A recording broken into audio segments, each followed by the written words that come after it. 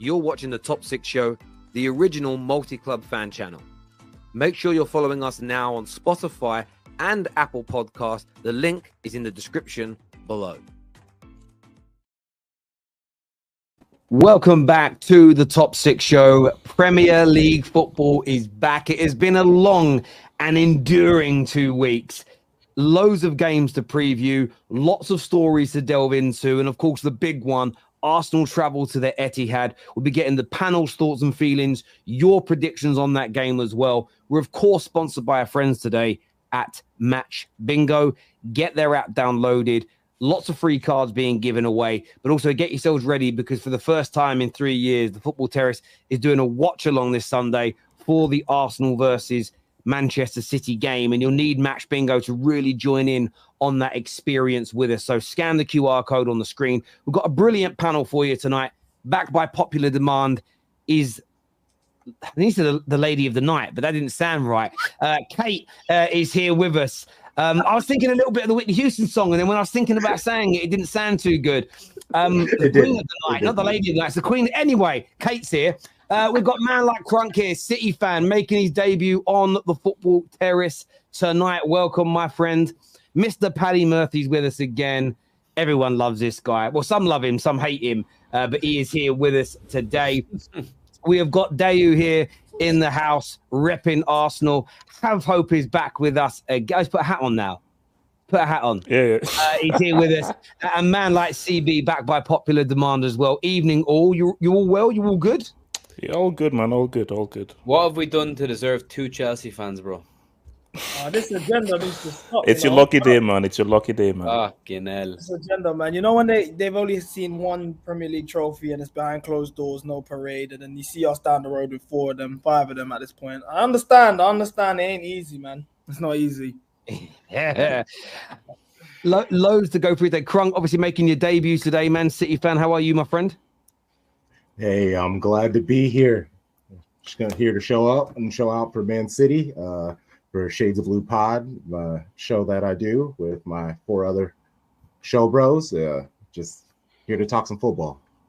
Good. I'm glad. We had a few of the City guys weren't available tonight, and it is hard sometimes to find Man City fans online. I actually got copied into a tweet from Patrick, who gave me your details. 3 of the 4 that he copied in have blocked me. So I was like, well, I can't ask them. I must have something to do with charges or something. I don't know. I do say you're the best team in the world. I don't get what the hate is all about. But I wanted to start tonight talking a little bit about Manchester United. I had a phone call earlier today, and it was a phone call that depressed me. It was a phone call that, I'm not going to lie, has hurt me. And this individual is very, very credible in this space, and he's going to start working with the Football Terrace very, very soon. So I'm excited about that. Very excited about that.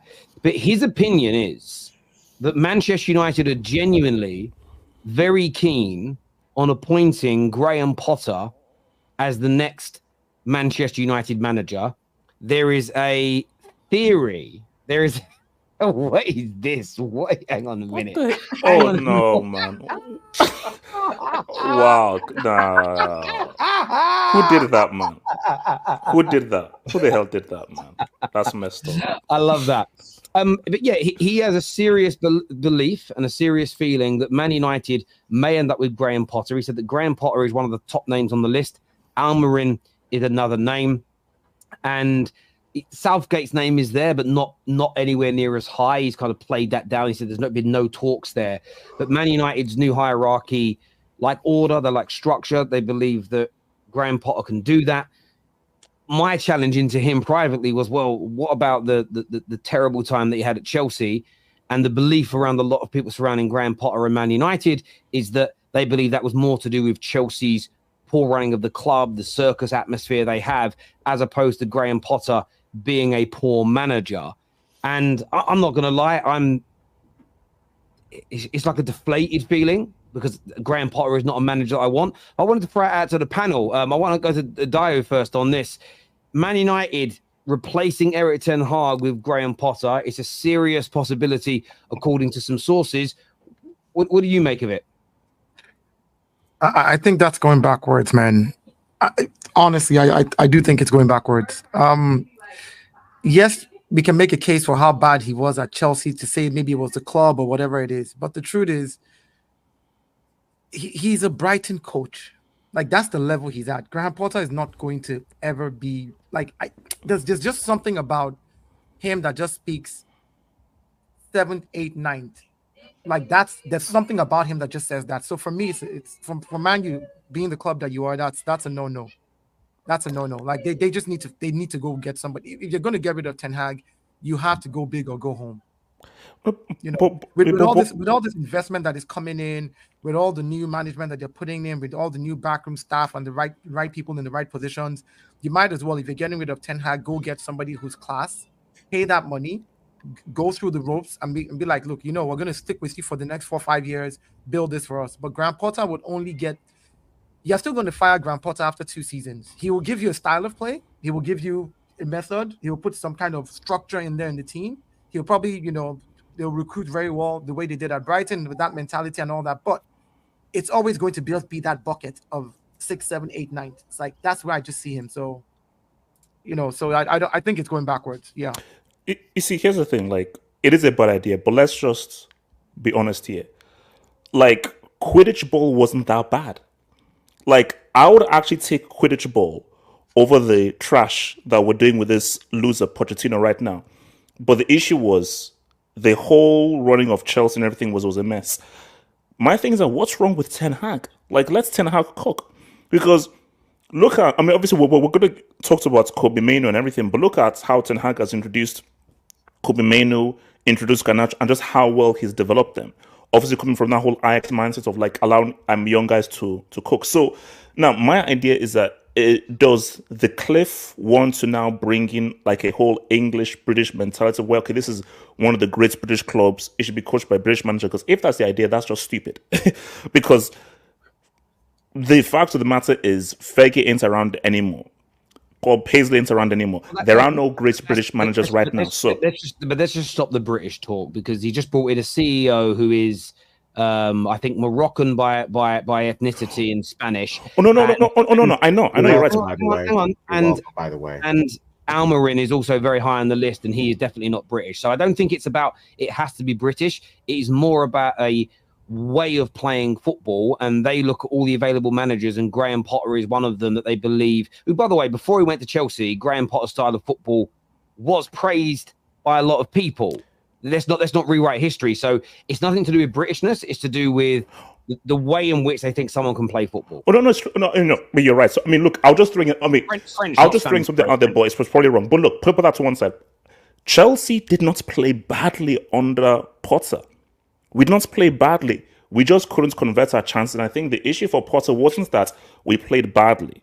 Chelsea actually played a lot better than under this loser Pochettino. The issue was, I just feel that the stature of the club was too big for him. So Dio is right.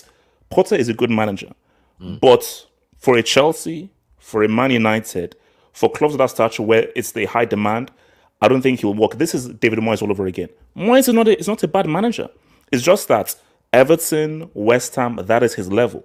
So once he went to United, even though I still feel he should have been given at least one summer, once he went to United, you just saw that was just too big of a level for him. So for me, for United, this makes no sense. Like, bro, let Ten Hag cook. Let him cook, Like, it's like, if you bring in Potter, is he going to do better than Ten Hag? No. The issue for Ten Hag is this.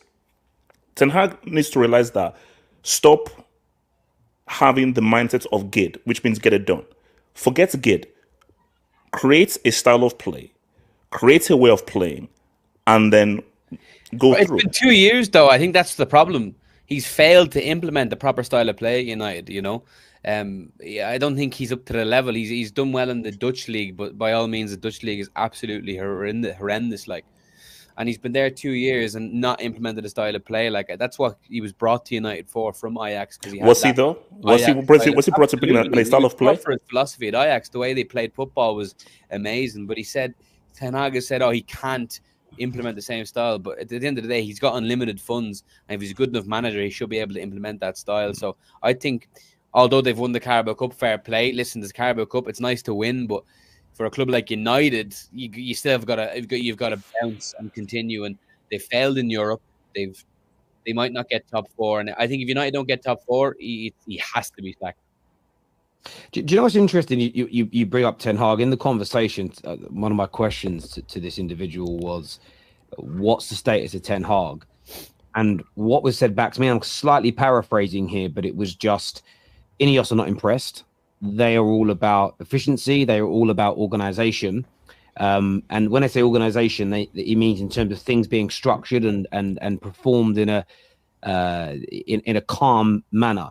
The feeling of Ineos right now at Man United is everything is chaotic, even stating that training sessions, and none of this should surprise people if you look at how we play, but even training sessions don't match. So you might do some passing drills on a Monday, and maybe on Friday you're going to do passing drills again, but they're completely different and there's no cohesion between the two. And I think about how we play and it feels messy. So I'm not surprised to hear this feedback. And am I psyched about? I think Ten Hag has got to go. I really do. I don't think he's going to turn it around. Am I psyched about Graham Potter? No, I'm not. But I'm going to have the same energy for him as I've said about Southgate recently. It isn't my first choice. Am I going to throw my toys out the pram and go crazy? No, because maybe, just maybe, rival fans are right on this one. Maybe we don't have the ability right now, due to 10 years in the wilderness, to bring in one of the best managers in the world, who is also willing to start the club from scratch, which is where we are beginning from. And you look at Jurgen Klopp at Liverpool. He wasn't the beginning of FSG's journey.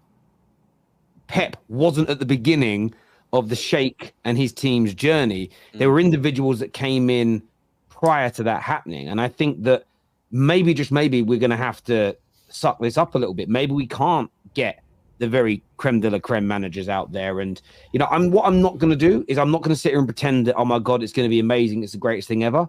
But I'm also going to actually be a Man United fan for a moment and not show my ass and just say, well, it's not what I want. But because I'm not getting what I want, I'm not going to be a baby and go crazy. I'm going to wait to see the wood through the trees. I'm going to wait and see what they're doing, because I've been asking for football decision makers for a long time. We're getting them at the club. So I'm going to a degree, I'll scrutinize, but I'm still going to get behind their decisions for a time being and wait and see how things pan out before making crazy big bold predictions. And look, Man United fans are entitled to lose their temper. Some are entitled to go crazy. Some are entitled to rip up their season tickets. I'm not telling anyone else what they should do. I'm just saying, from my perspective, I'm not psyched about it. I'm not infused by it.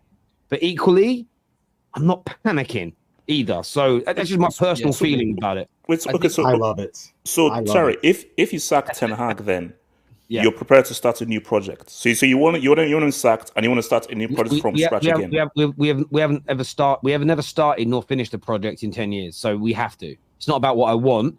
It's essential. The backroom staff are removed, medical teams are removed, the board and all the football decision makers are pretty much already gone. They have to go.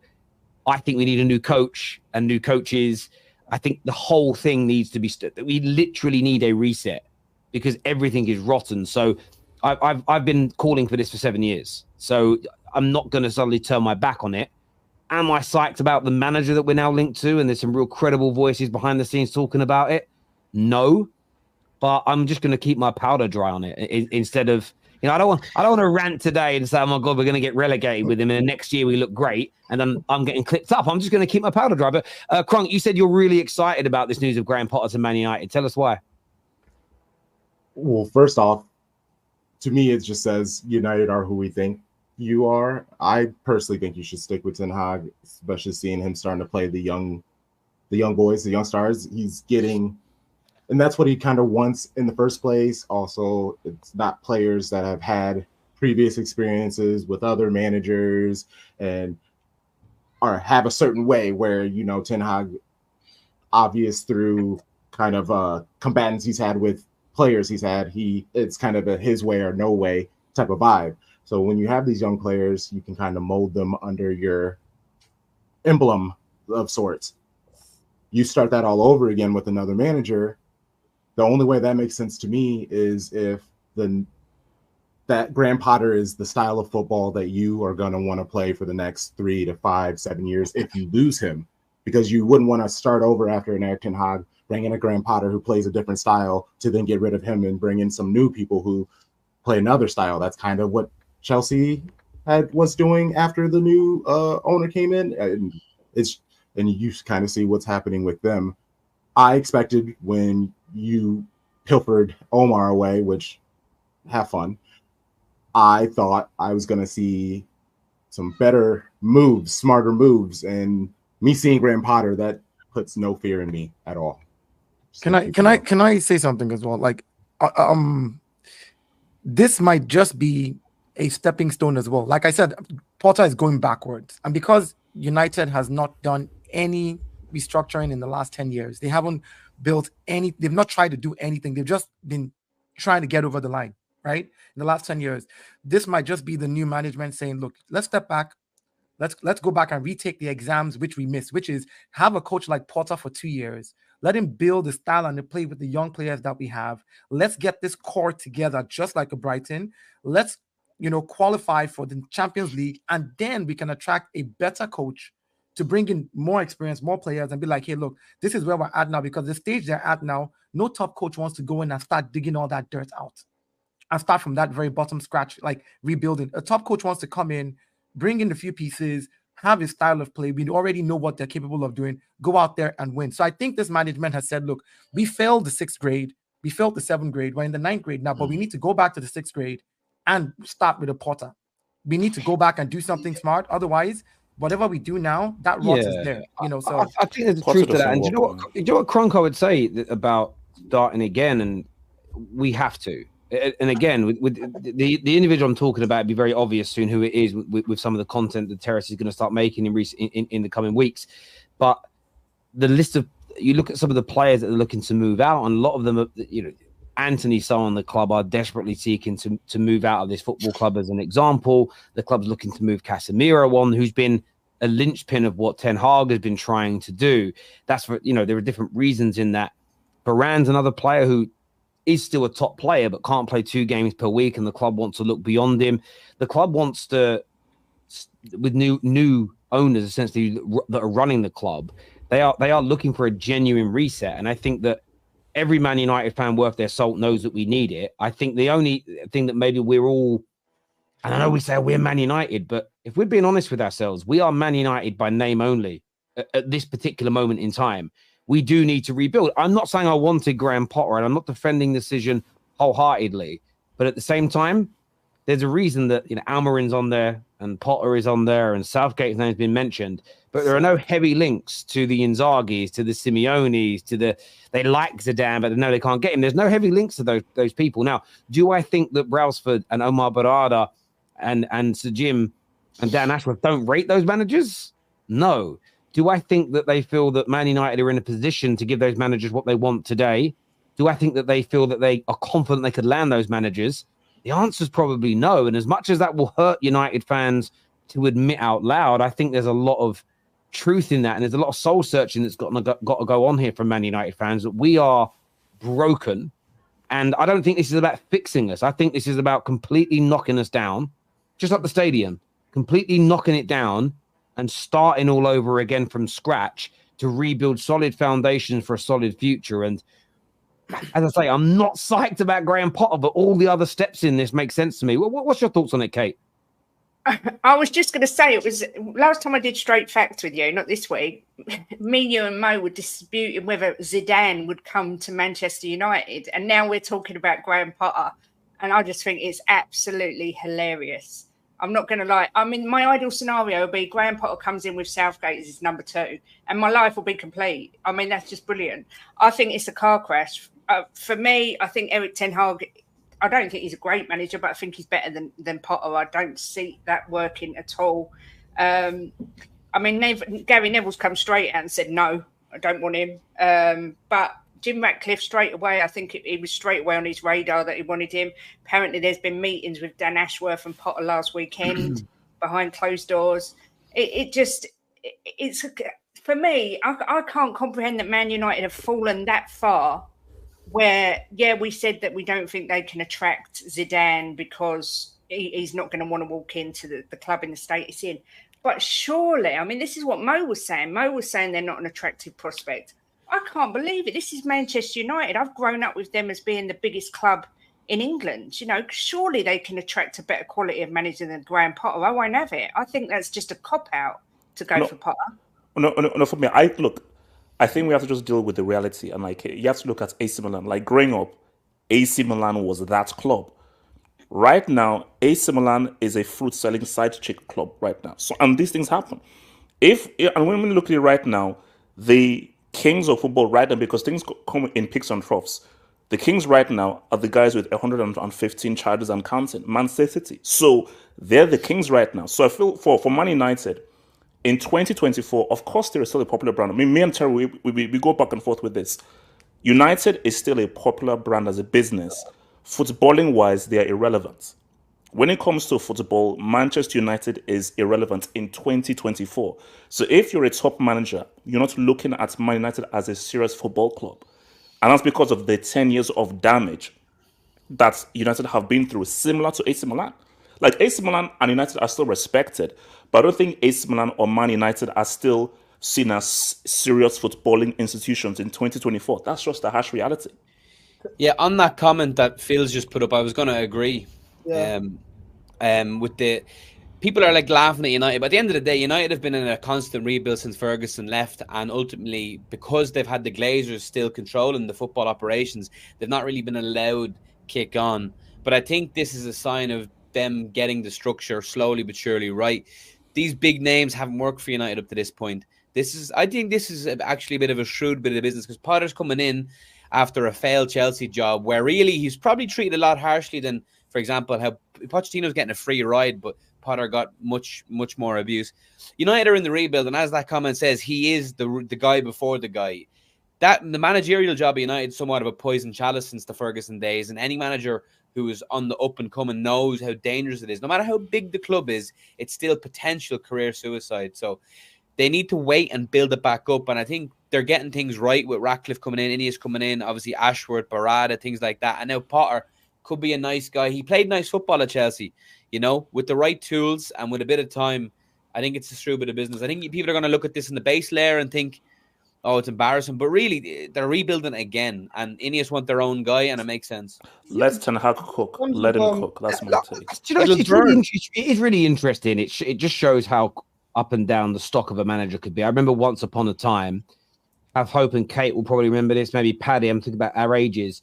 There was a time when Owen Coyle was being spoken about as the next Arsenal manager because of how good the football his teams were playing.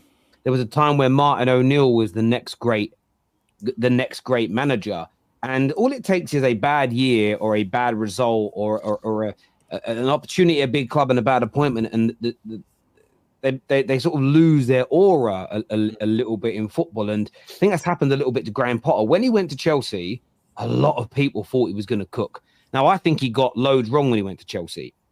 Wearing the suit, the new haircut, the new beard. I thought that was all wrong. Be yourself. He should have turned up still looking like that substitute school teacher, as opposed to, suddenly turning up wearing a £3,000 or £4,000 suit, trying to, you're being something that you're not. So if he becomes a Man United manager, yes, you have to wear a suit on match day. Generally at Man United, it's part of our tradition, but buy your shirt from Primark, get your shoes from Clark's, like just dress like Graham Potter dresses, genuinely, and be you.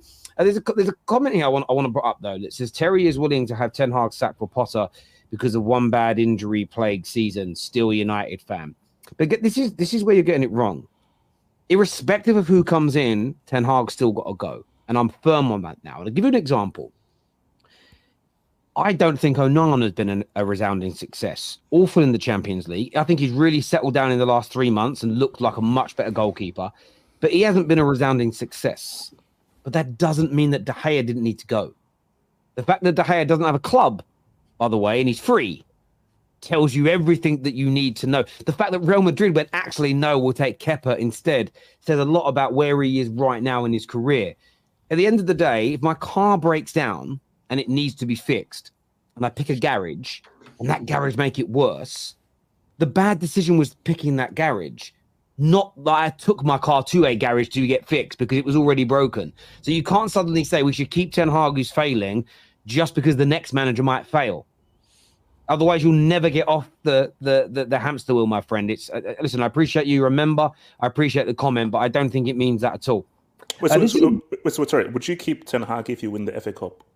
You still second. It's absolutely nothing to do with winning the FA Cup or Champions League. It's based, if between now and the end of the season we had many performances like against Liverpool and we started to dominate the ball, we started to control games, started to look good, then my mind could be changed. But if we are scraping over the line every match, even if we come fourth and win the FA Cup, that isn't enough, in my opinion, to stay.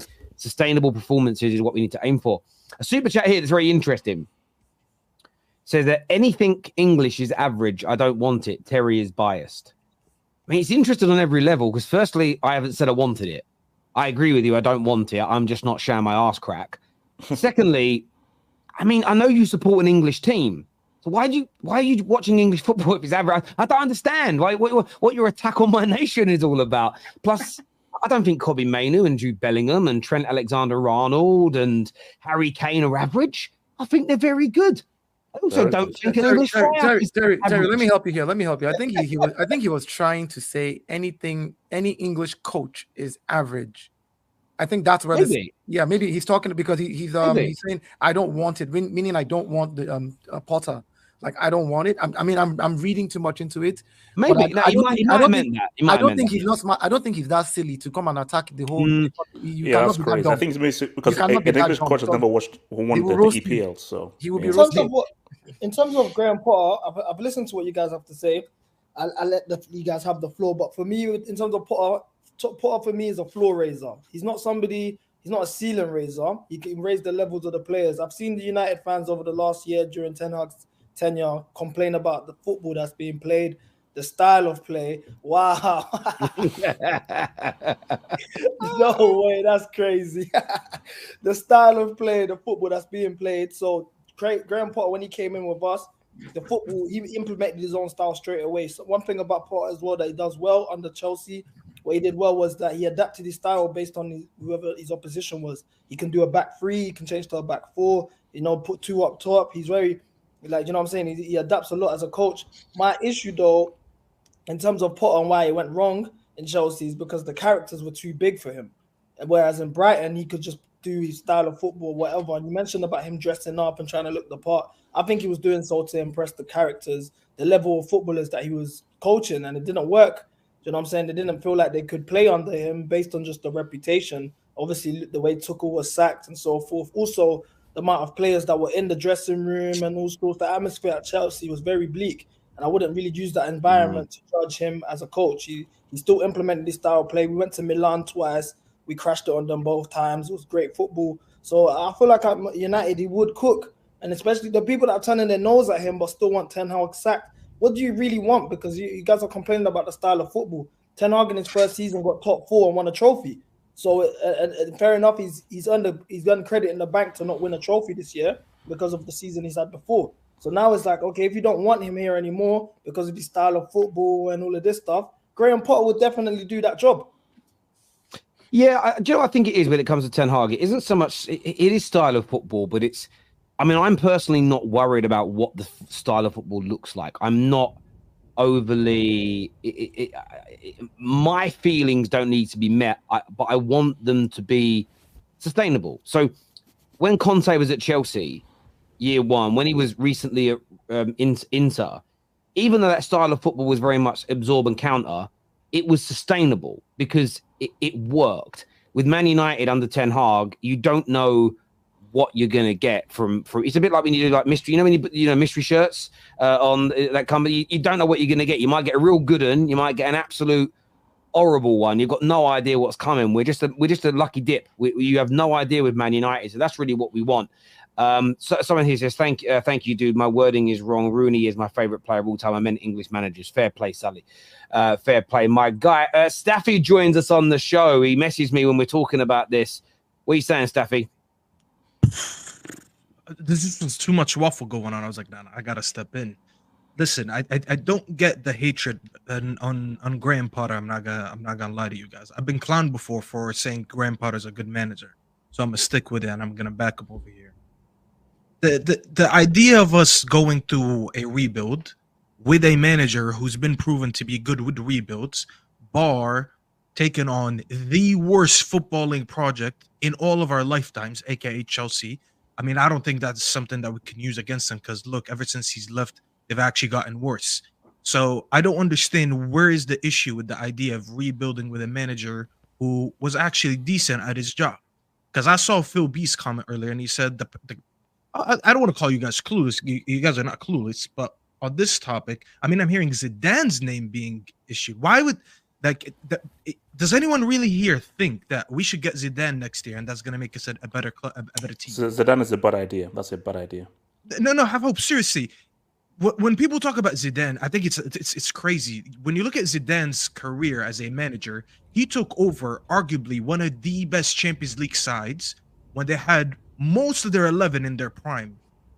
Ever since then, I'm not saying he's a bad manager, but he's like a final stage manager where like if you're not winning, you bring him in and he's elite and he's well respected in football. He's gonna come in, he's gonna control a locker room, and he's very tactically sound, and he's gonna win you stuff. To start a rebuild, forget that we're in England and he doesn't like going to England and he doesn't like the weather, this and that. Pretend that we're a club in Spain. He still wouldn't take on the club because we're nowhere near hiring a Zidane or a Mourinho in his prime or an Ancelotti in his prime or any of these managers. We need a manager to come in and lay the foundation, which is what we tried to do with Ten Hag, which is why I won't be gaslit over here. I know Terry's trying his best to be unbiased because he's trying to host, but I'll do my thing and I'll rep United through and through. The Ten Hag, when he came in, he was supposed to start our rebuild, and he scammed us into a rebuild because you don't start rebuilds with a Casemiro and an Antony for 88 million and all these older players that he was signing. He was signing players for the now. He wasn't signing all these players for the future. And I forgot who, someone here mentioned that he's implementing youngsters. When you look at the team that we're fielding out every week, we're winning with Jose Mourinho's players that he brought in with just a sprinkle of youth. Mainu, that's not credit to Ten Hag. Maybe credit in the way he implemented him in the team, but it's not like Ten Hag scouted him and he signed him from a random team in Holland. Same thing for Garnacho. Listen, we can sit here. Most of us agree, most of us disagree. 1 second, I'll let you rebuttal. No problem at all. We can sit here and agree or disagree on how good Garnacho is, but he was in the academy before he came in. All the players that he brought in have absolutely been busts.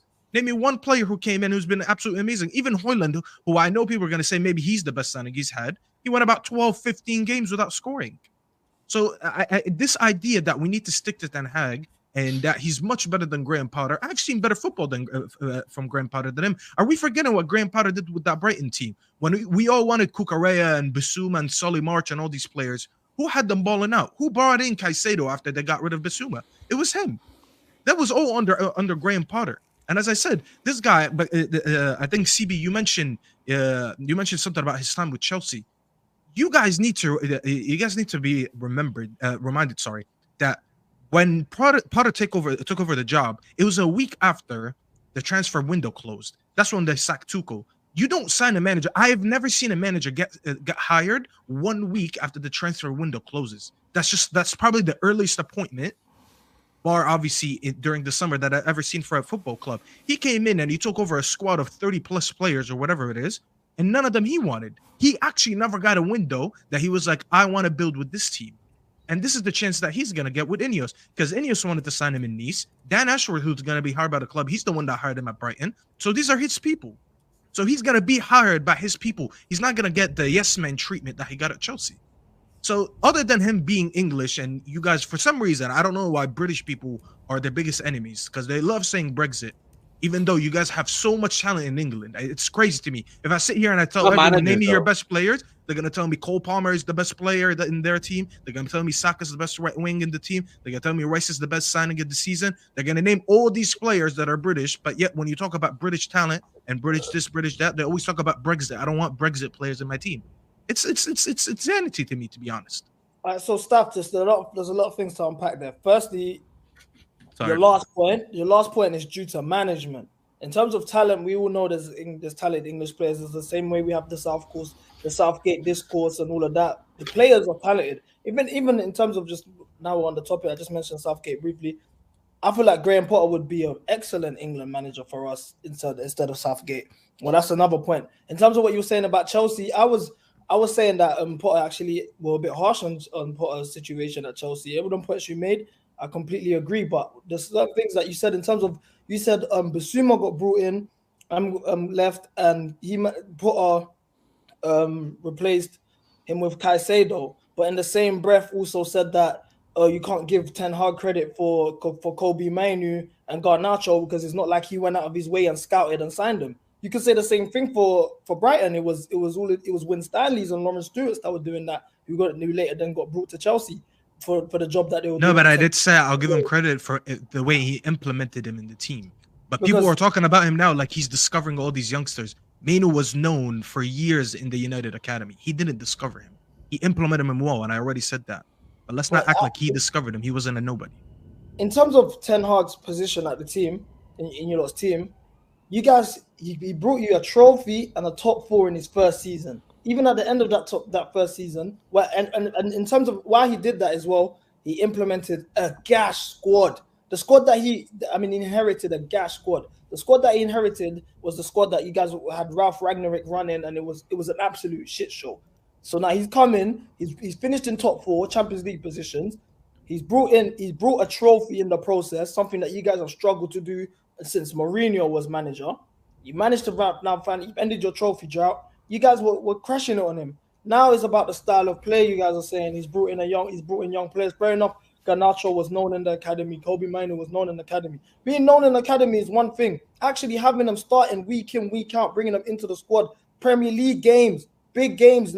He's playing against Liverpool and all sorts of these games at an 18-year-old. Now he made himself would credit him for the way his career is today. And then you guys are constantly crashing on him. So now if Potter was to come here, because he's landed the top 4 and a trophy. So if Potter was to come in, because you're advocating for Potter, do you expect better than a top 4 and a trophy, or would you celebrate that in the same way and it's just a Ten Hag agenda? Obviously, it's the first time you work with me, so I don't expect you to know all my takes. I've always been big on performances. I've always been big on sustainable performances rather than results. And Terry will tell you this, because I was always the first one out when I see something that I don't like. And I was never upset that I was the only one against the grain, because I know eventually people would follow. I've always been about performances. I started going against him when I seen performances regress, when I seen the recruitment being incorrect. That was back in the summer, because I knew that the recruitment he was doing wasn't going to improve us. At least that's what I thought. And I ended up being proven wrong. Plus, yes, the injuries, because I know people are going to talk about the injuries.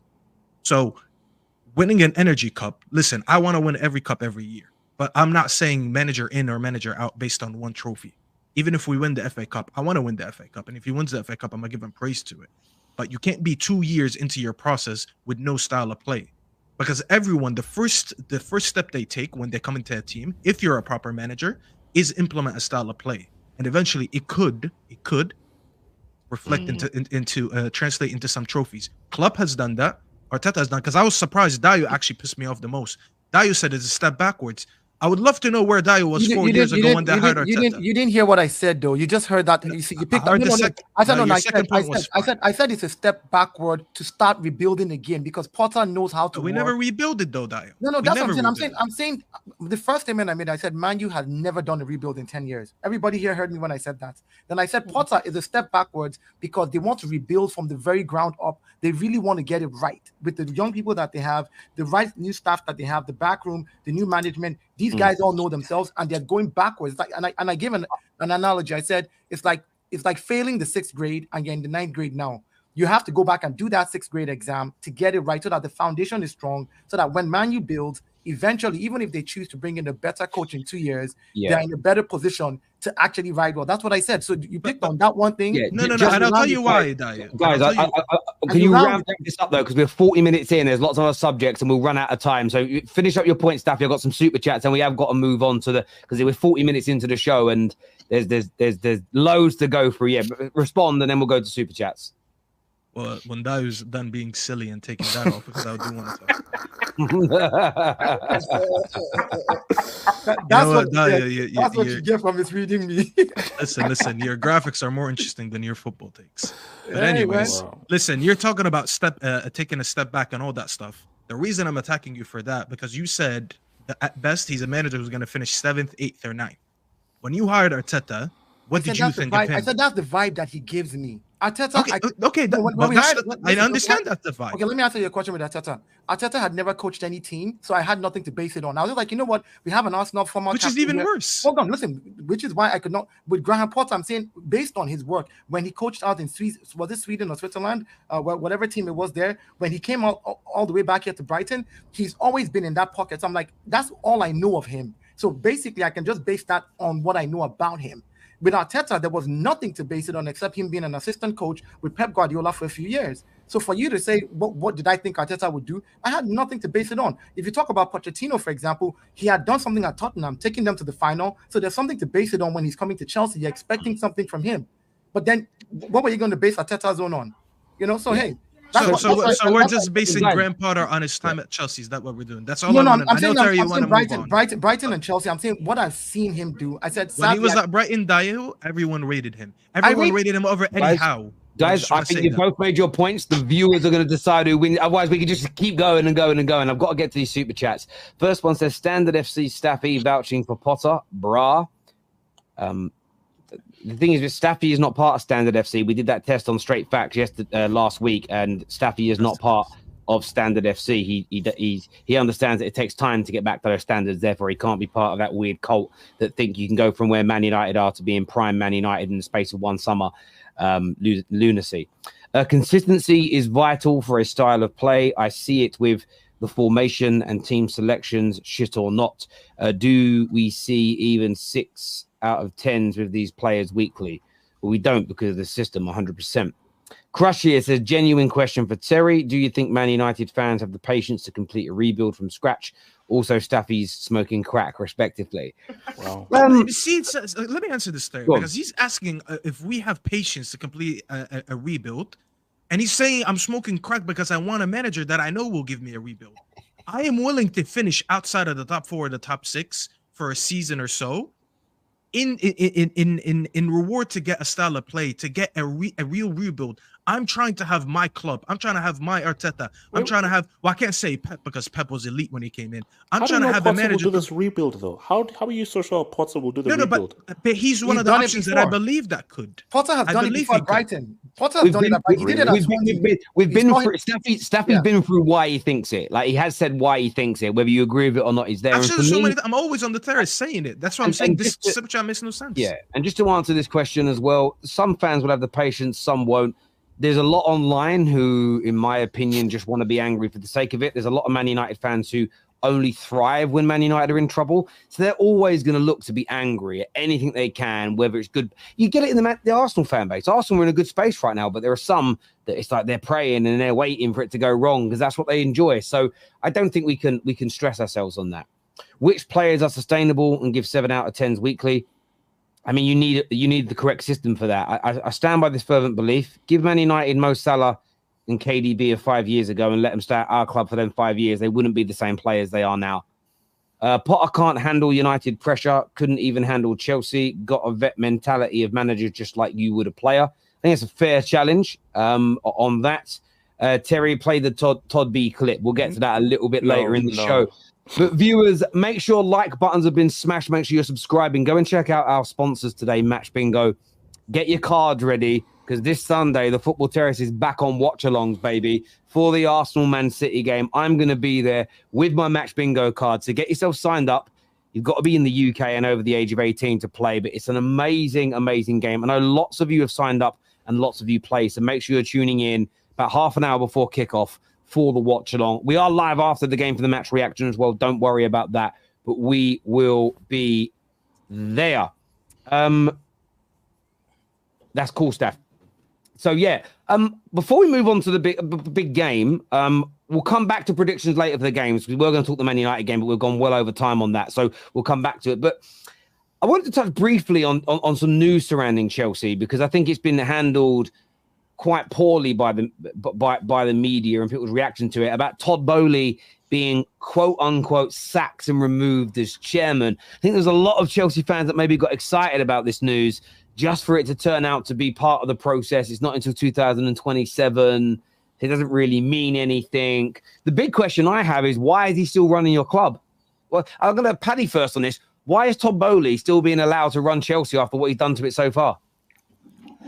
Well, because he owns it. It's his to fuck up. Unfortunately for Chelsea fans, that's the danger of not doing the proper test. But yeah, no, Chelsea are in a dangerous place. Like Chelsea fans might think it's going to be a simple case of we'll be back, but with the way they've spent and the way they've behaved, they are in for FFP regulations out the wazoo, because it's going to be a double negative. They're not going to qualify for competitions. They're going to lose out on revenue, so they're not going to be able to spend money. But yeah, listen, I love seeing it. We do enjoy the Chelsea downfall, and it's fantastic to see. I think every top six fan, every fan can agree this Chelsea downfall is tremendous. They were the original oil club, the original hated club, but yeah, Todd Boehly is running that club into the ground, and the other geezer, I don't know what his name is, I forget.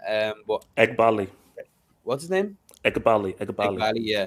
It's crazy. It just, I mean, to be fair to Chelsea, they had stability for 20 years with Abramovich, and obviously the whole war stuff kind of, if it wasn't for the war, which I obviously wish didn't happen, they'd still have Abramovich and they'd still be cooking. So they've just been caught in unprecedented times, but it is enjoyable. Can I ask a question of you, Paddy, as an outsider? I see it in the comments. Terry Todd Boehly doesn't run the club. He's just a figurehead. He used to, but he stepped aside. Do you believe that, or do you believe that is a sort of a PR spin from the club? Because the idea was he was stepping aside and football decision makers were coming in, but the football decision making at Chelsea doesn't seem to have got any better since he stepped aside. So do you think he's still genuinely running the club?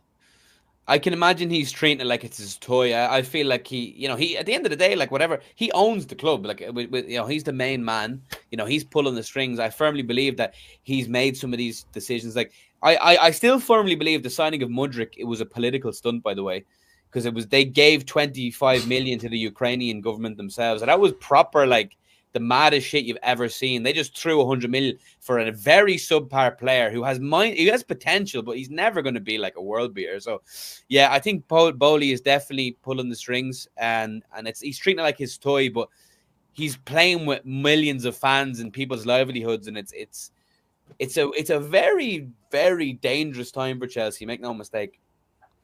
As for this news here, yeah, like you said, this has always been part of the plan. And I've done a lot of research as it pertains to this ownership, their model, exactly what they're trying to do. So essentially, what it is that Egbali or Family Kalo, forgive me if I pronounced it wrong, that's the other two owners. They own a majority stake. Boehly owns a minority stake. Now, Boehly was the head, the person who spearheaded our sporting direction of the club in terms of the under 23, under 25 Leonardo DiCaprio project, and with all the young players and so forth, and sporting directors. Why he got given credit to do that was because he had a lot of credit in the bank running the LA Dodgers. And if you guys follow baseball, you see that is a shit show going on over there with Ohtani.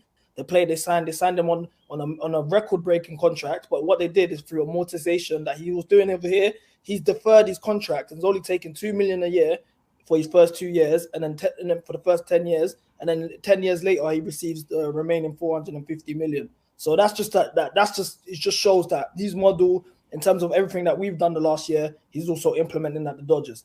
Now, going into the season, they've started running around with some PR talking about Boehly's taking a back seat and that Boehly's going to be running the reins of the club. That's why a lot of people will run around and say, Boehly don't run the club no more. He's still the chairman. And if you actually do notice, nothing's really changed prior to him coming in. You could argue that him taking a backward seat. You could argue, though, the incomings have been a bit slower in January. Nothing's going on. But we are all aware of the financial fair play situation.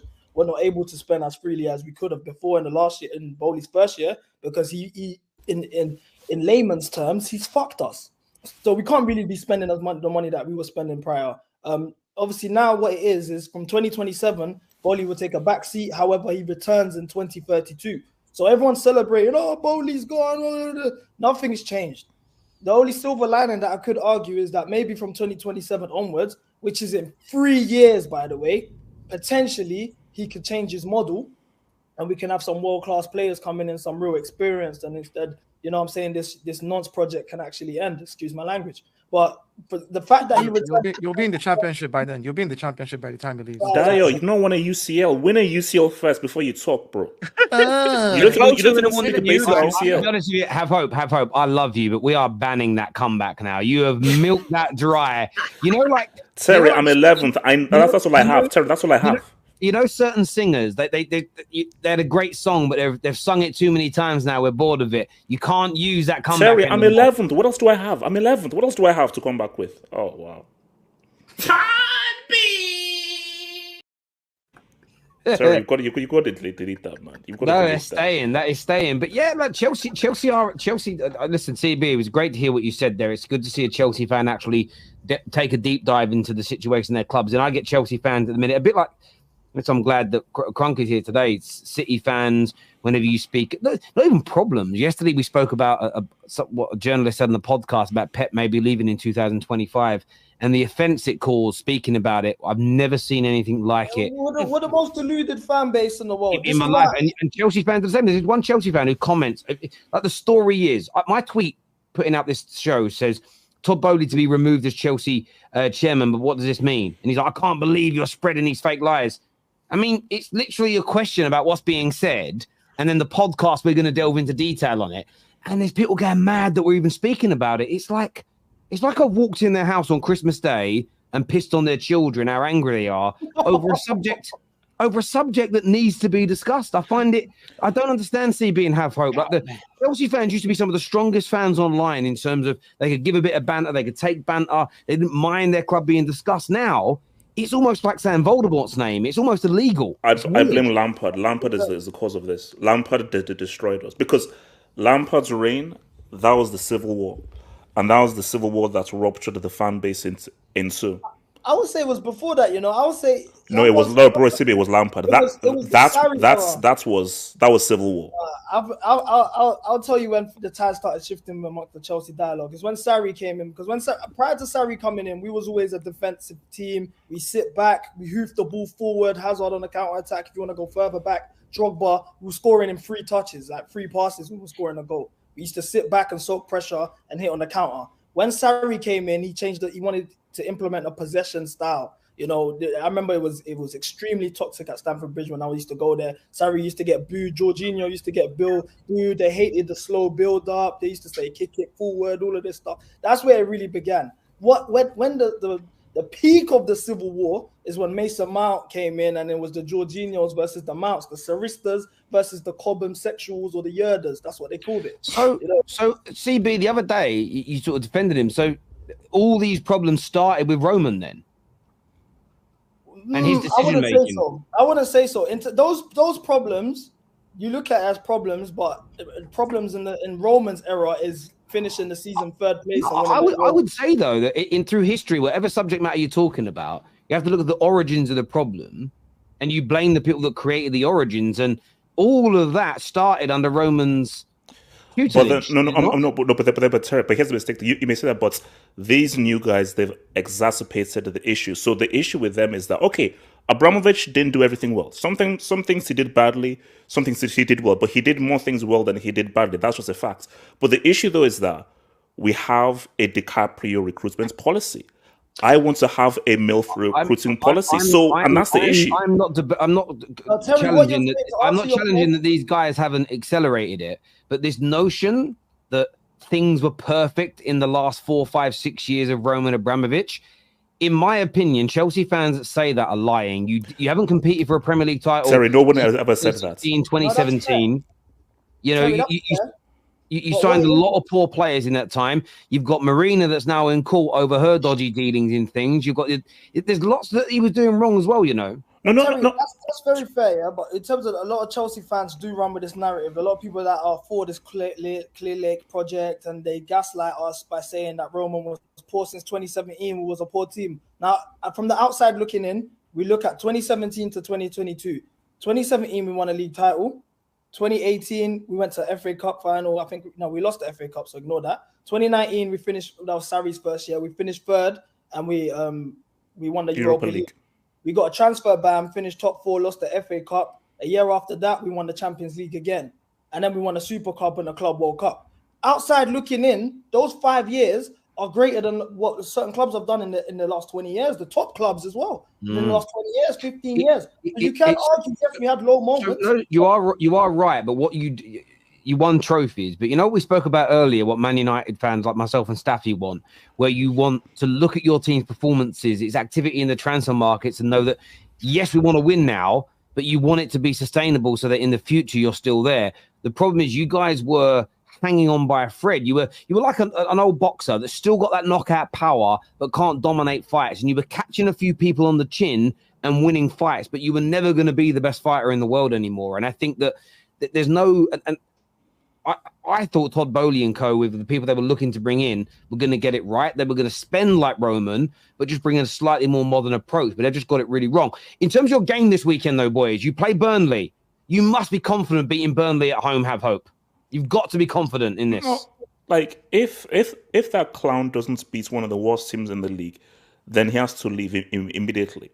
So I'm looking for at least a 2 or a 3 piece, and I'm hoping that Mr. Donations from Kiev will actually get 2 goals, because he's actually been playing well, and I think he even scored to take Ukraine through to the Euros. So yeah, no, 100%. Like I think, but the issue here is this: we are mid-table. So even if we beat Burnley 6-0 and we sacrifice them, all that matters is that bold Catalonian and that FA Cup semi-final.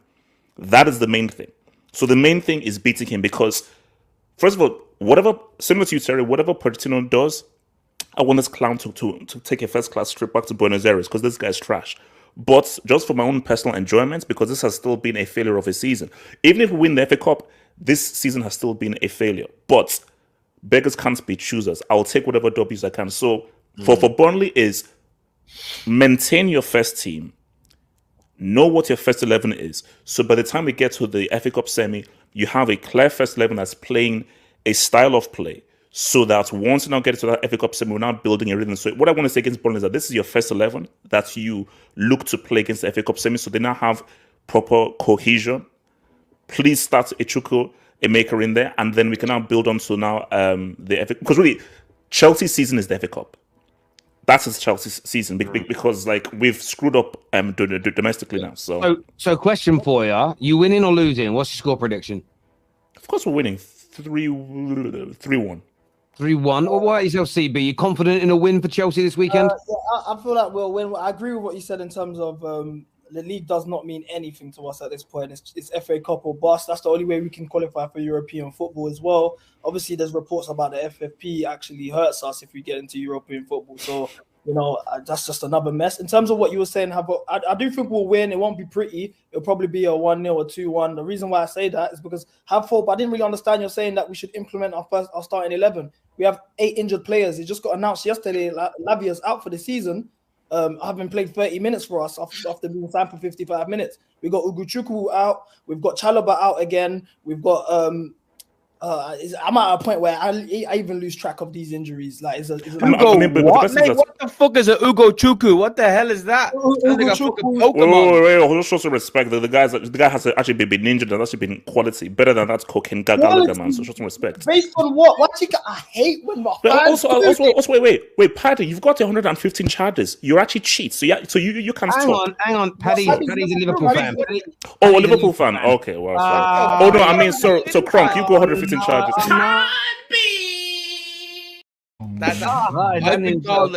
I've been called a lot of shit, but that's the worst accusation. Paddy, my apologies from the bottom of my heart, man. How dare you?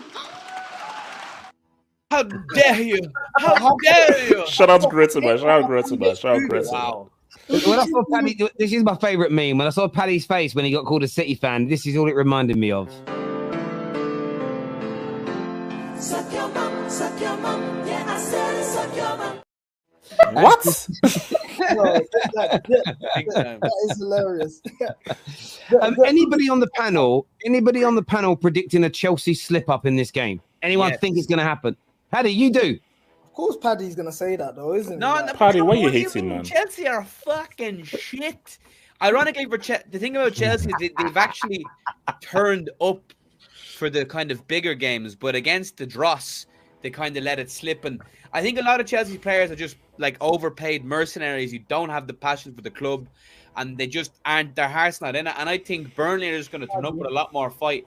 And I'm pretty sure David Datro Fofana can't play because he's on loan, correct? But you're lucky because he had a bag. But yeah, I'm backing the Burnley boys. Big Darrow O'Shea, the Irishman at the back. We will be there.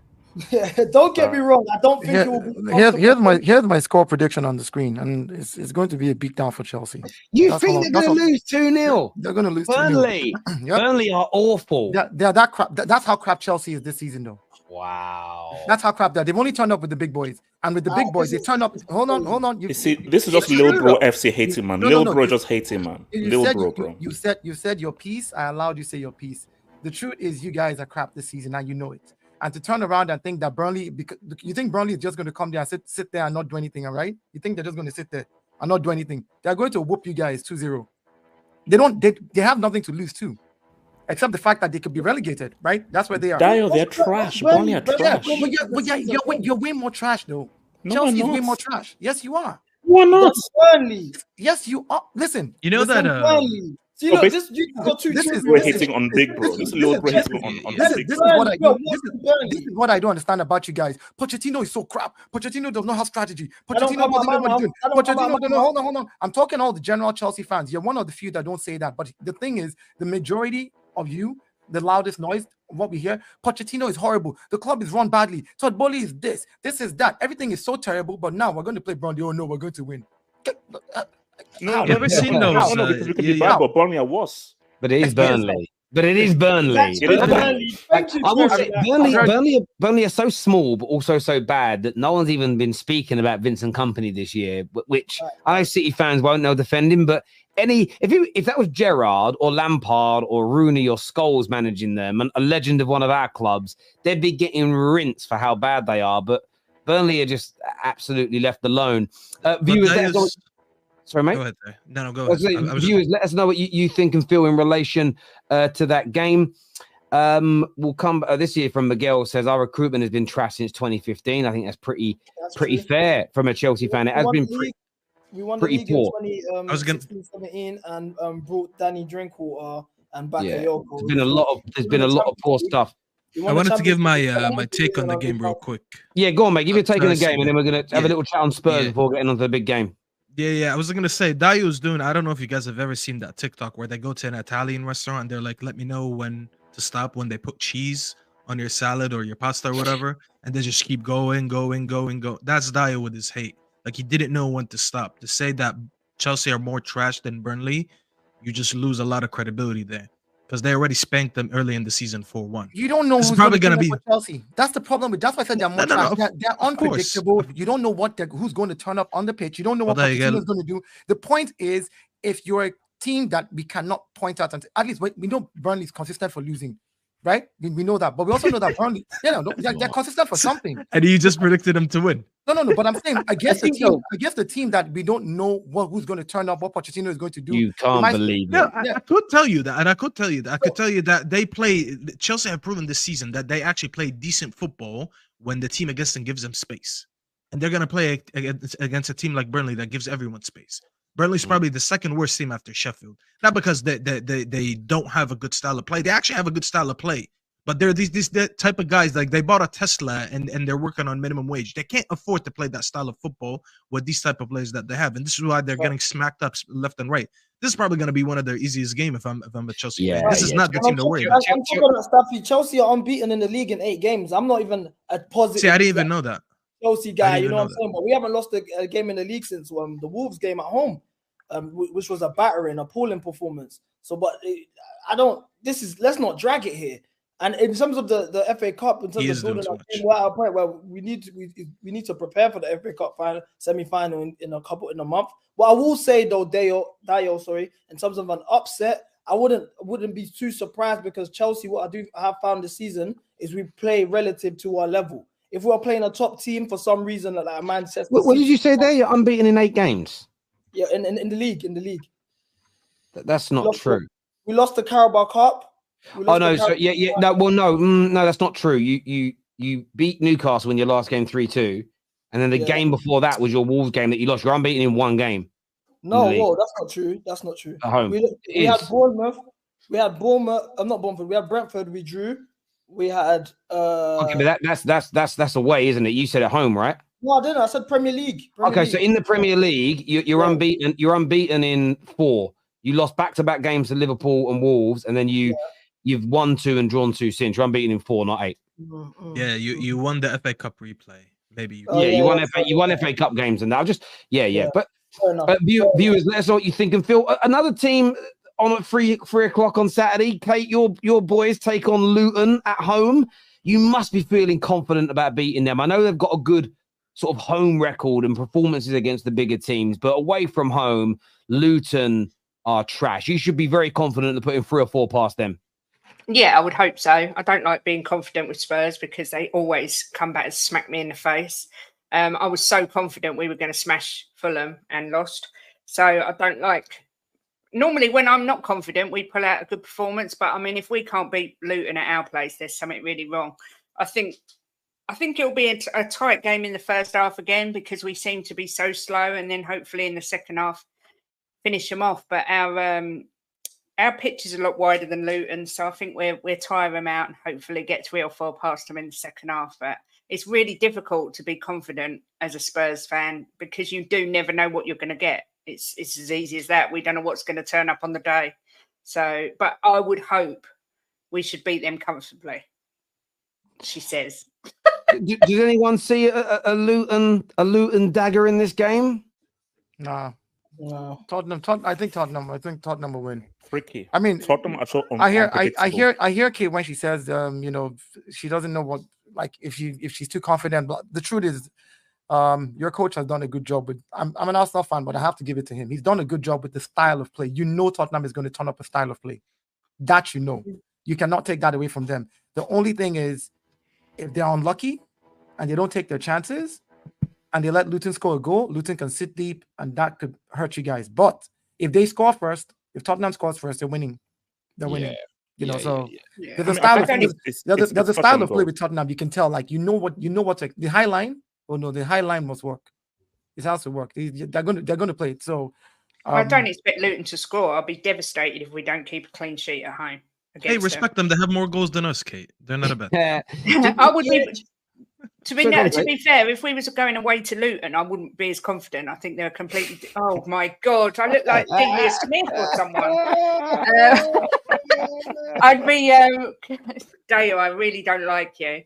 I wouldn't be confident if we was going away, but yeah, I think we're beating. It's crazy though. We say Luton have got a good home record. They've only won 3 games at home, but I think it's the performances that we all look at and say they put a shift at home. And they've won 2 away. That they do put that shift in, but they've grabbed quite a few draws. I mean, they have drawn 4 games away this season. They've actually drawn 3 of their last 5 games away from home as well. They've scored goals everywhere they've gone. So I think they might score. I think they'll definitely. I would say they score, but yeah, there's going to be another one where, a bit like this Chelsea game, I don't think those 3 o'clock games are going to throw up any shocks. Spurs have been struggling against these teams that have physical midfields that work hard. Because when you look at their last few losses, the only times I actually predict the Spurs lost is usually against these teams, like the Fulham game, the Wolves game. But then other teams where you guys get to control the ball a little bit more and you don't get pressed in your half. You obviously get to flex your best strength, which is your build up from the back and all the stuff that Ange likes to do on and off the ball. I don't think you will lose to Luton, but I don't think there's you should be embarrassed if they score against you because you have let in a lot of goals this season. But equally, you do score a lot of goals. And Luton, we have seen Luton in so many shootouts this season. Like, it's not the first time we've seen them in a shootout a couple weeks ago against Newcastle, something like that. They were in a shootout with us. They were in a shootout with Arsenal. They've been scoring a lot of goals. They have a very good front line in midfield, in my opinion. I think their midfield is very underrated this season. Sambi Lokonga and Barkley have been doing a great job. They might just trick you a little bit off the ball because they will press you. They will annoy you. I think it's going to come down to individual quality, and you do have more quality players than them, so you will win the game. But it should be a good game. Like, I see it like a 3-1 to Spurs, something like that. And they have scored in the last 15 games. Luton. They've been scoring. Yeah, they've scored in the last 15 games that they've played in. Whether win or lose, they scored a goal. So expect that they will play that kind of game with you. But I don't see anything but the Tottenham win. Maybe No. Lukonga takes this game a little bit seriously too. Maybe. I mean, I'd love it. It would spice up the Saturday afternoon beautifully. Luton go to White Hart Lane, get a result. Do you know what I mean? It would be a thing of beauty. Hang on a minute. Robert here says, is Luton thumping Spurs 3-0 and Burnley nicking a draw against Chelsea? Arsenal and Chelsea draw 1-1. Liverpool lose to Brighton. Wolves beat. They're all these predictions. That's what he thinks going on there. That would be an interest. That would be a mad weekend if all of that was to happen. And that does segue us nicely onto Liverpool, who play just before the big clash this weekend, Paddy. But you take on Brighton, a team that you haven't beaten at home since 2019. It's been 5 years, and you have just one win in your last 8 games against Brighton. A little nervous about this one, or do you think it will be job done? I mean, a little bit of a bogey team for Liverpool at this moment in time. Well, first of all, I hope Robert down here does not bet, because you will lose any money you put on that.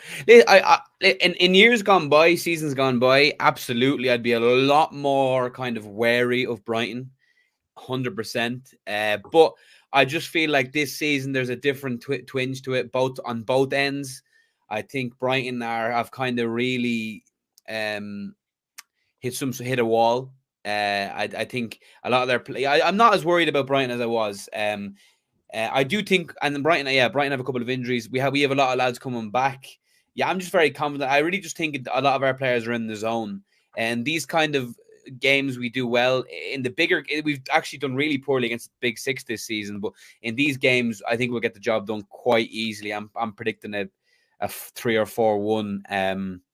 Yeah, I just think the players are in the zone. We, especially with Arsenal and City in the evening, I just think we'll be extra on it ahead of that game. So yeah, I'm really excited. I think the international break came at the perfect time for you guys, Paddy. Yeah, I agree. Yeah. Soldiers. In terms of Brighton, though, I feel like the Graham Potter muscle memory is starting to wear off.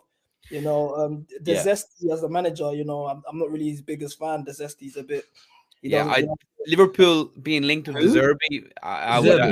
That's my slander name. Zesty. Okay, sorry, I got confused then. Thought I missed some news. Sorry. In years gone by, I'd be a lot more worried. But as CB saying, I think the international break came at a good time for us, and I'm very confident. We have to win. I was looking at this. We have 10 games left. I believe we have to get 28 points. We have to get 28 points. We can afford one draw, which I will say will be away at Old Trafford. United just seem to have our number this year. Don't sleep on Tottenham. But you have to beat Tottenham, don't you? At home, but at home we cook. Bad twist in it, bro. Liverpool at home we cook. Bar the COVID season with no players. So what's the ideal result for the big game and the City Arsenal game? We'll get to that. We'll get to that. We're marinating right now. We get to that, bro. We get to that later in the show. I thought he was the presenter. Holy CB, you need to chill. Romeo Labia going crazy. I think Liverpool will win, man. Do you know what though? Do you know you actually do look like? And when you first messaged me and I saw your profile picture, you look like the guy that used to do our tech stuff, Javern. You have Hope knows him. You look a lot like Javern. You know, he's a Chelsea fan as well. So when he first saw you, I was like, has J Dog got a new Twitter account? You look a lot like Javern, you know. But yeah, look, anyone see Brighton shocking Liverpool? I mean, Kronk, I mean, they've beaten them once in their last 8 games. Liverpool have won. It's been 5 years since Liverpool beat them at home in the Premier League. Should Paddy be as confident as he is? He should. Liverpool need to win. Brighton look bad. I don't know what's going on with De Zerbi. I've been kind of excited about what he's been able to do with the club, and they just seem unfocused. Really, there's only so many years you can get rid of your best young players for big money without, the floor falling from under you. And I think that's kind of what's happening at this moment. And they either need to stick to building and hold on to a couple players for a few years, or blow it all up, get rid of De Zerbi, let him go somewhere where they actually want to win trophies. But yeah, no, Paddy should be very comfortable. As a City fan, I want them to lose. I'm low-key rooting for them to lose. But I've learned, unfortunately, after the Klopp versus Pep this entire rivalry, I can never expect Liverpool to lose. When I expect them to lose, what rivalry? Hey, I won't do that. I won't do that. I won't do that. No, I won't do that. you will. I won't do You that. will. I won't do that. I won't There's do no that. rivalry. Do you know how I know? Because Liverpool fans want City to win the league if they can't. That's not a rivalry. There's a romance. They got a romance. Who said that? I have not met one Liverpool who has said that. That is not romance. That is some broke. That is Brokeback Mountain. You're not understanding. I don't understand why people go that route. We have a rivalry with City that, of course, we have come out on the worst end of. It's a rivalry. So, like, City have won so many that if they win another, it's a drop in the ocean. If Arsenal were to go and win the league, it would be a seismic bullshit storm, you know. So that's the why. It just means it's not a rivalry. Stop it. It's not a rivalry though. You have been Dale, don't give me that shit, man. This shit as well pisses me off. But it's not a rivalry. It's not a rivalry. You know what? Bro, it is a rivalry. Stop. No, it's not. Stop it. It's not a rivalry. Rom's here. Long-time viewer. My brother is a great guy. Liverpool fan says we don't have a rivalry with City, Paddy. He's being honest. You don't. Roms, Roms, I don't care who you are. You're talking out your hole. Of course we do. Who's got a piano playing in the background? What the hell is that? Sorry, that was my son. My son's practicing. Oh, okay. I'm just going to mute you while you're talking. Sorry. I just want to make sure. Yeah. Your son's playing it. I thought it was. I was worried about copyright strike. I got done once because my brother was in the other room watching EastEnders, and the EastEnders tune came on. I got a copyright strike because it played through. So that's all it was. No, Paddy, stop. There is no rivalry.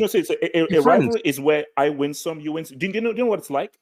How they were trying to say Serena and Sharapova was a rivalry. That was not a rivalry. Serena beat the living bricks of her. Now, Federer and Nadal, that's a rivalry. I win some, you win some. I win some, you win some. You've won once in this whole back and forth. Paddy, let me ask you a question, bro. A genuine, honest answer, and to Crunk. If your teams can't win the league this year, would you prefer Liverpool or City to win it, or would you both pick Arsenal? Can the league just end? It be defunct? Can I say no? No, you can't sit on that fence here. Oh, okay. So if you've got to pick now, you can't win it. Are you picking Liverpool to win another one, or are you picking Arsenal? I think Arsenal. I can't. I don't want to see Klopp. The way that it's already being spun. No, I don't want none of it. I want none of it. You must be the same then, Paddy. You know where you can want your biggest rival of your lifetime, really, to win another trophy. But see, this is what, like, you keep saying that, like.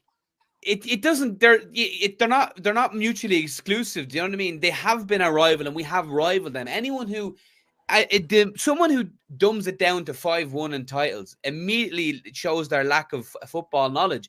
If you just want to if you want to look football through the guys purely as that and discount the battles that they have had in the 2 seasons with 90-odd points, 1 point being lost on the final day, which, by the way, was only because of VAR decisions against us, including the rugby handball and They all have the same script. You know what I love? How many Champions Leagues have Liverpool got? 6. I know we've got 3, but I'm not counting it as 3 versus 6 anymore. I'm saying you've got to put all the context in play. I'm saying it's 6-all, mate. I'm saying it's 6-all. So I want to add something. I feel rivalries, a big part of rivalries are hate. I hate your fan base, you hate my fan base. And I hate this. Liverpool. Is why I'll tell you, maybe you do, but I'll tell you what. Look at United and Arsenal as an example. One of the best rivalries in the Premier League.